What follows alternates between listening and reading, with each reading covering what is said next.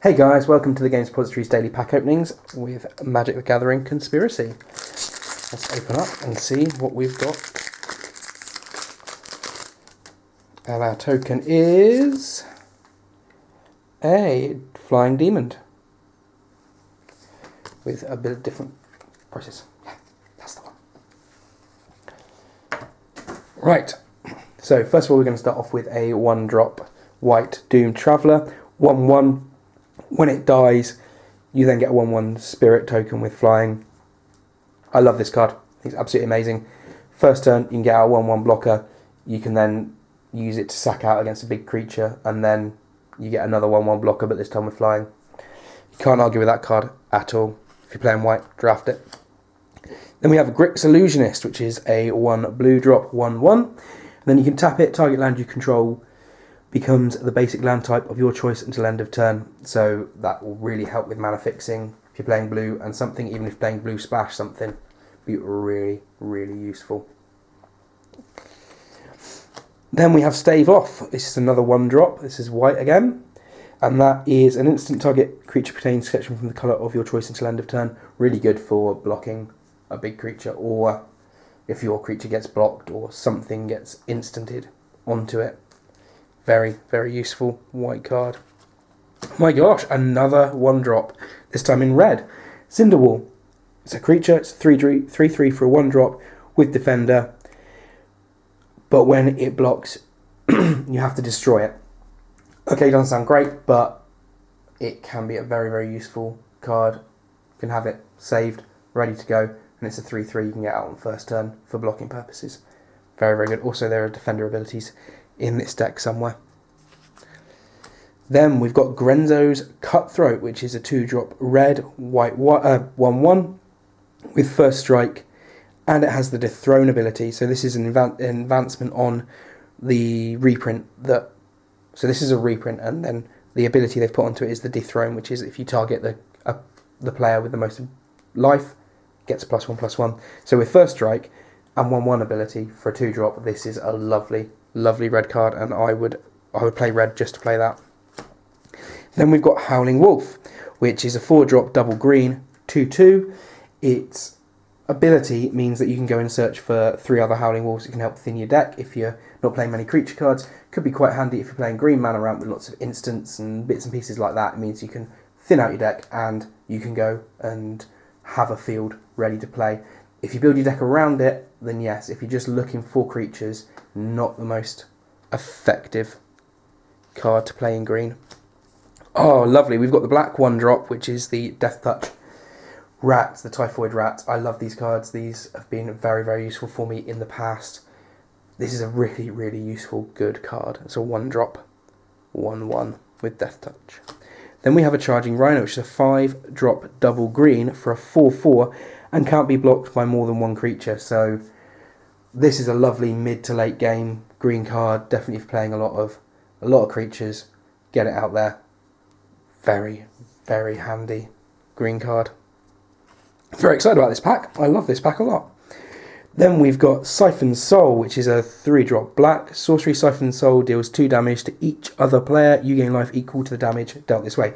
Don't forget, this game is designed to play multi-way. So if you're playing against 3 other opponents, that means you're gaining 6 life and you're doing 2 damage to each other person.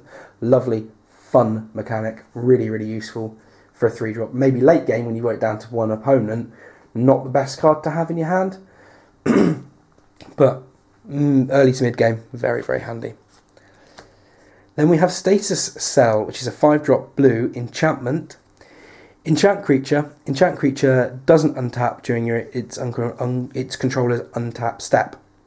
Then you can pay 3 mana to attach it to another target creature, so you can move it around. If you block off one creature and then later on they bring out someone else that you'd rather deal with, you can then move it. Or you have that removal, you can then move on and then remove the creature that you're planning to do it onto. Okay, now we're into our uncommons. We've got a Wakestone Gargoyle, which is a 4-drop white with a 3/4. It has defending and flying. So defending, not brilliant, but it's got that flying. Flying, very useful in draft.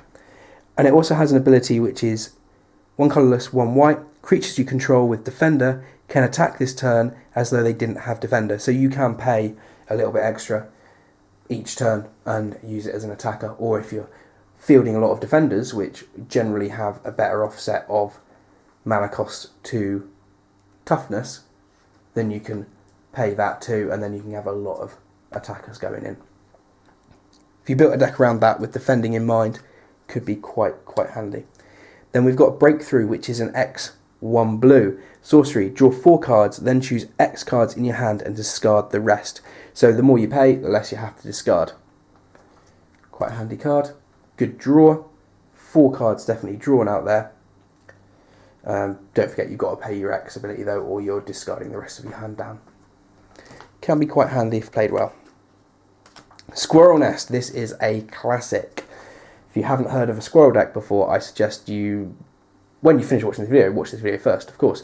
But go and have a look, have a search for squirrel deck. We'll see if we can build one and put up, because they're always worth a laugh.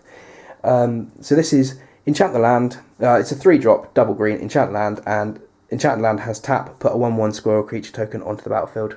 I like squirrels. They're fun, they swarm the deck. Sticking something interesting with that, and you got a really nice token generation card there. Then our rare today is Misdirection, which is a 5-drop double blue. It's an instant. You may exile a blue card from your hand rather than pay Misdirection's mana cost. That's not bad. And change the target of target spell with a single target.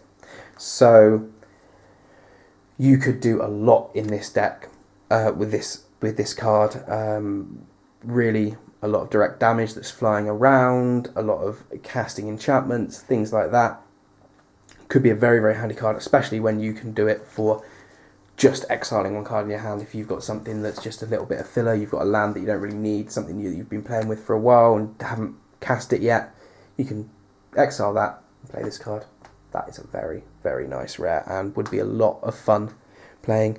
And our special card for today is Secrets of Paradise.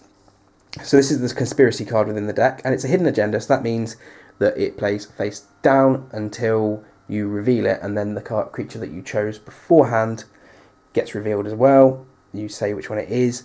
Creatures you control with the chosen name have tap, add 1 mana of any colour to your mana pool, so you can basically make Birds of Paradise in that. That's a very useful card. I would think that would definitely be a draw card, and you can do a lot of mana fixing with that. Okay guys, I hope you've enjoyed this, and don't forget we've got lots of other videos that you can have a look at. More conspiracy pack openings, lots of plays, lots of Pokemon, Magic, everything you can think of. Alright guys, see you soon.